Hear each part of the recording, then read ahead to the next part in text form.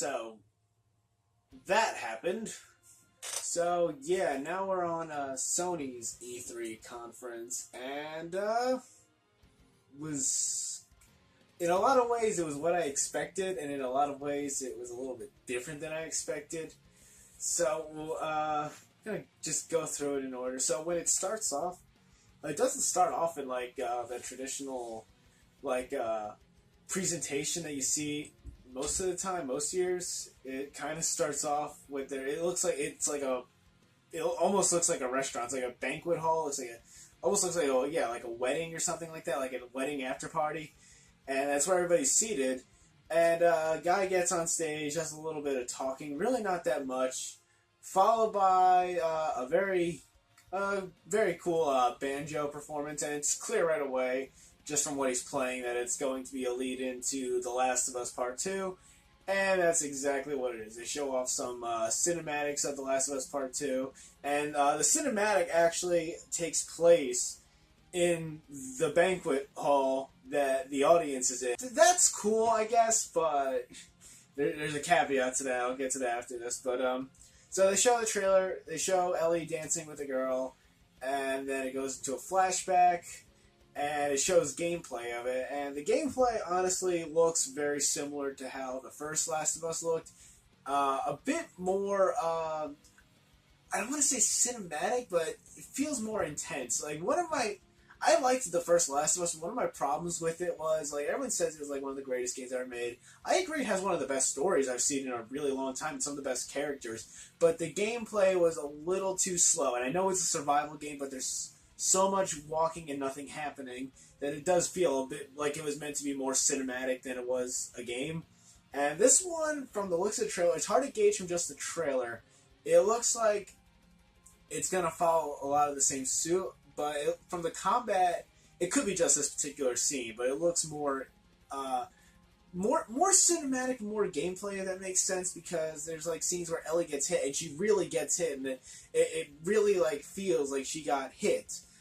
And they have like scenes where someone throws her over the counter, and it's cinematic, but also you're playing it. So I don't. It's hard to gauge just from looking at it how much of it is scripted. I really hope that it's, more in the moment, more intense. There's a lot of cool like survivalist things they're doing, like pulling, the arrow out, and how much damage Ellie really takes. So I'm interested in that stuff. I noticed that she was not fighting any of the fungus monsters. I noticed they were all human characters, which was pretty commonplace in the previous game. And also, strangely enough, there was nothing of Joel in it, which, okay, we saw him in the, we saw a bit of him in the first reveal, the initial reveal of The Last of Us Part 2. So, and then it cuts back, and Ellie's making out with that girl. Boy, you didn't get the Left Behind DLC, how confused are you? So that was that, and just on the surface, like, I already wanted The Last of Us Part 2, and this didn't really do anything that I wasn't expecting. It showed me more of the game, and I was like, all right, yeah, that's cool. I want it. But that was basically it. It sold me on a game I was already sold on. So it's hard to say how much that did. But, I was interested to see it, and I knew from the get-go that there was going to be, a big focus on The Last of Us Part 2. So that wasn't a surprise. But then after that, all right, after The Last of Us Part 2, the presentation gets a little weird. So it cuts away to these people at a desk talking. It looks like something out of IGN, where people are just like sitting around talking about the E3 conference they just saw. But this is part of Sony's E3 conference, and apparently people were moving from that banquet hall into the traditional Sony press conference area that they usually do. Which is confusing, because why? It literally took 13 minutes to move all those people from one room to the other. That's 13 minutes of time you could have spent showing off something else. It was really odd. And did putting people in that banquet hall really add that much to the presentation? I don't think it did, especially if I'm not there. Then it really doesn't do anything for me. Just show me something in one room, and then if I was there, I'm just shuffling along to the next room to experience the same conference. It really was an odd choice, and I don't think it really ultimately added anything. It just, if anything, it took away from experiencing, or Sony having the opportunity to show you more shit. So that was weird, and it seriously did take like 13 minutes before we got to the presentation again.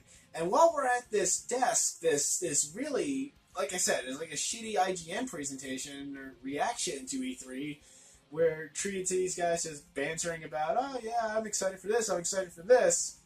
Okay, and then they show Call of Duty Black Ops 4 coming out, which I'm not excited about Call of Duty anymore, because, everyone knows the series has worn out its welcome. I mean, it's cool that they're carrying over some Black Ops 3 stuff to the next one, so that's nice and all, but I don't know how excited I can be for the next Call of Duty game. It's been an ongoing series forever.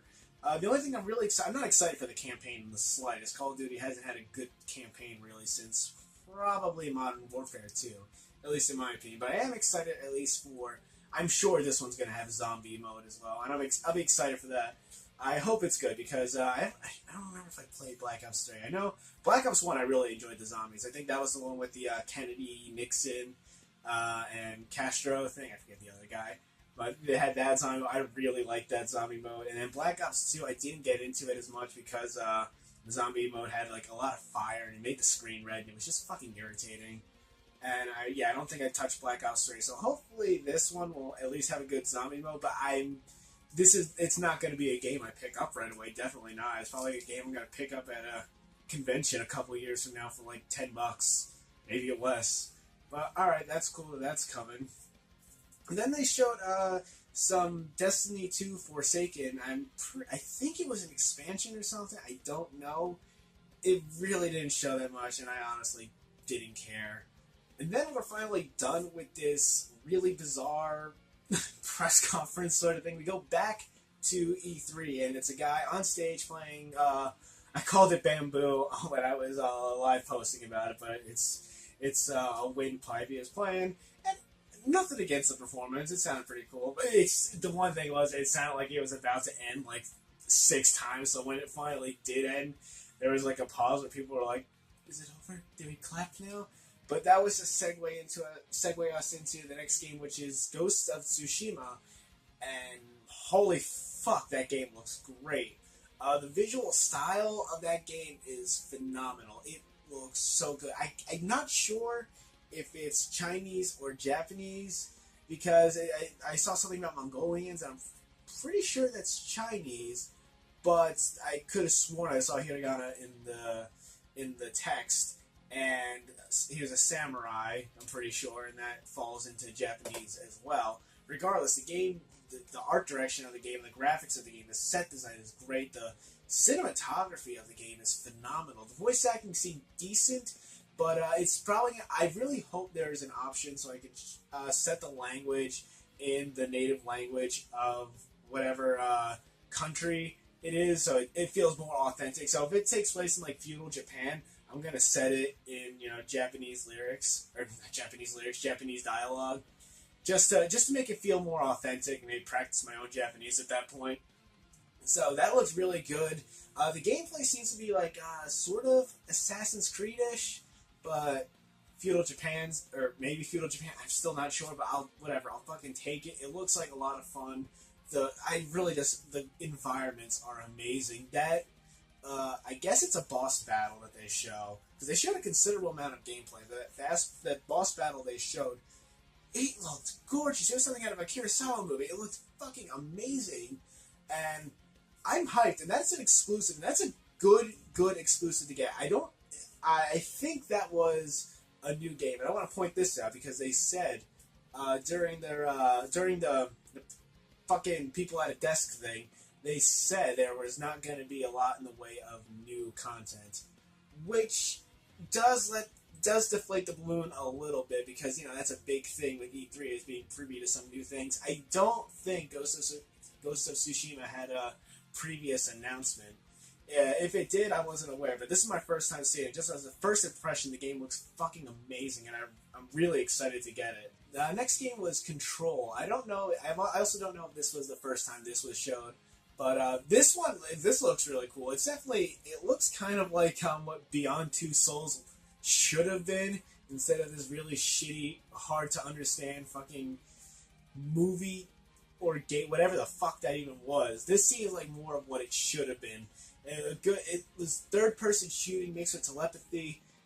It looked like just that alone seems like it's gonna be a lot of fun to mix with the mechanics. You're taking, science fiction fantasy sort of thing and mixing it with just your standard third person shooting action. So that seems like a lot of fun. It's not going to be exclusive though, which is a bit of a bummer. And again, I don't know if this is the first time it was shown, but yeah, I'm interested in that. Then they showed off the trailer for the remake of Resident Evil 2. This is not a shock to a lot of people. Sony, I believe, said this, maybe it was, what was it, like 3 or 2 years ago? They said they were working on a remake of Resident Evil 2. It is good to finally see it come to fruition. And yeah, it does look considerably like it should. It looks like Resident Evil 2, obviously. And that one's not exclusive either, which is not good for Sony, but whatever, for the gamers, there you go. Then there's a short bit for Trover Saves the Universe. It's by the guy, I think it's by the guy who made Rick and Morty. Looks weird, but it's from the guy who made Rick and Morty, so no fucking shit, it's weird. So whatever, maybe it'll be good. Then they showed Kingdom Hearts 3, which, no shit, everyone knew that was happening, but they actually showed new footage, and it was really weird to see realistic Johnny Depp next to, anime characters. They're incorporating, I guess, going to live-action Disney movies now. I don't know if they've done that before, but part of me really hopes I get to beat up Johnny Depp. That'd be fun. He's gotten obnoxious in later years. It'd be fun to beat him up a little bit. I'd also really hope, I know they incorporate Beauty and the Beast. Let's we get the live action Beauty and the Beast in there too, so I can fucking beat up Emma Watson who can't sing. Sorry if you like that remake. That remake was just bland. But yeah, Kingdom Hearts 3, obviously, Microsoft already showed it. It's not exclusive to Sony, but it's not a surprise it was coming to a Sony console, and new footage is always welcome. And next up was Death Stranding. Now, this, from the get-go of this game, the trailer for this game fucking weirded me out, because I was not expecting to see a baby's ass crack inside of a vagina. Thank you, game. And the trailer itself is just a lot of walking, so I don't really know what to expect. There's some climbing and stuff like that. It doesn't really tell me much of the game. I was surprised. I haven't been following this game. I know this isn't the first time it's been announced, but I was surprised to see the main character based off of Norman Reedus from Walking Dead. That was a bit jarring to see his face. I don't watch Walking Dead, but my wife does. She knows the character, and I've been to Comic-Con. They've had his face on the badge, so I recognized him instantly, and that was distracting. But as for the game itself, it looks bizarre. It just gets weirder and weirder as it progresses, and is he using a baby as bait or armor? I had no fucking idea, and then it cuts to the title, and then it cuts back to a girl chewing on a worm. I don't fucking know, but I'll have to see more. I'm not really interested in it right now, just because I have no idea what the fuck it is, but we'll see. It is exclusive, so there's that, but, I still don't know what it is. And there was Neo 2. I don't have anything to say about this, really. It looks fine, and it might not be exclusive, because I'm pretty sure the first Neo eventually came to Windows, but it might be a console exclusive. So, yeah. Then they cut to the Spider-Man game. Obviously, this is something that was announced, was it last year? But it looks alright. It really does look like a Spider-Man Arkham game, which I'm okay with, as long as it can't possibly be bad as those amazing Spider-Man movie games that tried that shit and failed miserably.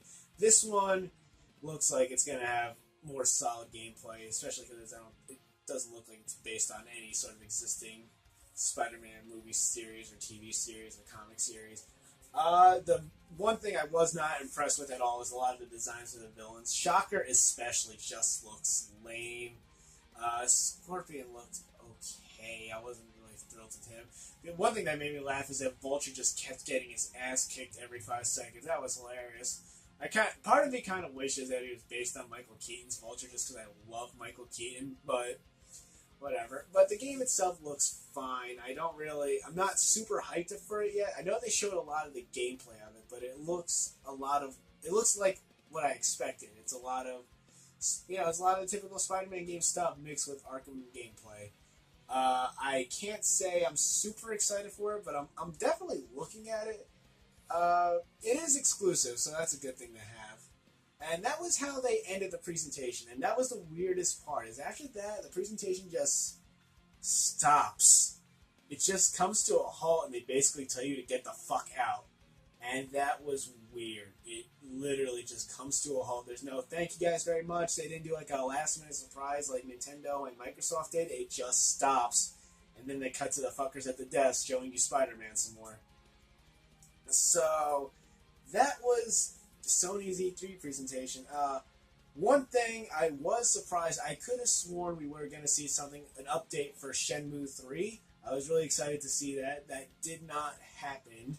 And I know that got delayed, but some updates would be nice. I know they update on the campaign page, but a bigger sort of reveal would be nice. But it's basically done by Easenet. They're going off fan money. They can only do so much. So whatever. And I knew for a fucking fact we weren't going to see fucking anything of Final Fantasy VII's remake. That shit was announced 3 fucking years ago. We haven't gotten so much as a goddamn word.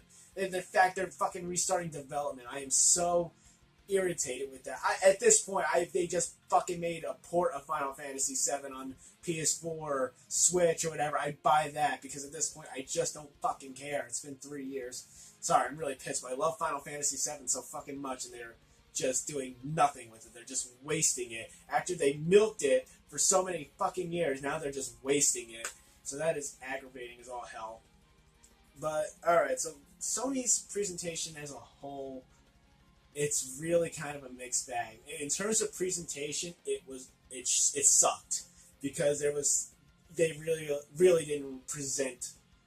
It really didn't feel like a presentation. It just felt like it really felt like Nintendo's thing, where it's just watch these videos, but it didn't have the same charisma to carry it through. There was no life to it. It was just watch trailers. I'm not interested in the fuckers at the desk. I don't care about them. So that was a big detriment to it. But the thing that kept it going was the quality of the games. Even though these games almost all these games were previously announced, and they're not surprising to see, there was a lot of quality in them, and a lot of time dedicated to showing the gameplay, which is good. In terms of comparing Microsoft and Sony, I definitely think Microsoft had a better presentation, because they actually presented something. People came on stage. Phil Spencer talked to you. They did show a lot of games, but I did not care about a lot of what Microsoft showed. It just wasn't interesting to me. And even aside from the fact that I don't own an Xbox One, a lot of it just gave me no reason to want an Xbox One. They showed games, but they didn't show a lot of gameplay. Sony actually did show a lot of gameplay, but not for many games, and the games they did show were games that we've known about. There were not many surprises, and Ghost of Tsushima was like the biggest surprise. So it's hard to compare them. They're two totally different things. And on top of that, Sony had less exclusives than Microsoft did, like less complete console exclusives. But at the same time, again, higher quality games, I believe, and more of them. So between the two of them, it's really hard to call who had the better one, because I was way more interested in what Sony was showing, but the way of showing it was terrible. The way Microsoft showed it, even though I did not give a fuck about most of the games they showed, I was interested in it. And Phil Spencer, fucking love him or hate him, he's trying his best to get people excited. He's really doing a good job of that. He's really projecting, trying to get people interested. But Sony, it just felt like such an afterthought. So I really don't know how I feel comparing the two. It was bizarre. I don't know. I'm definitely looking forward to most of the games they announced. A lot of them look really cool. But as a presentation, it was pretty weak. And especially when you take into account that a lot of these games were not secrets. So take that for what it's worth. Like I said, it's really hard to call it. I want these games. I want a lot of these games. But you really should have done something different with this presentation. You should have had one wow factor, or not, yeah, maybe something other. Ghost of Tsushima was really a wow factor, but something like really big at the end. The way it just stopped really kind of left a bad taste in my mouth. So take that for what it's worth, guys. I'm gonna do another video about this for Nintendo. Probably in the second I stop hitting record on this, so I'm going to be wearing the same white beater or muscle shirt, whatever the fuck it is. Check out my guns. No. So, yeah. So, I guess I'll just see you guys there. I'm Randy Spider-Man. Thank you guys for watching.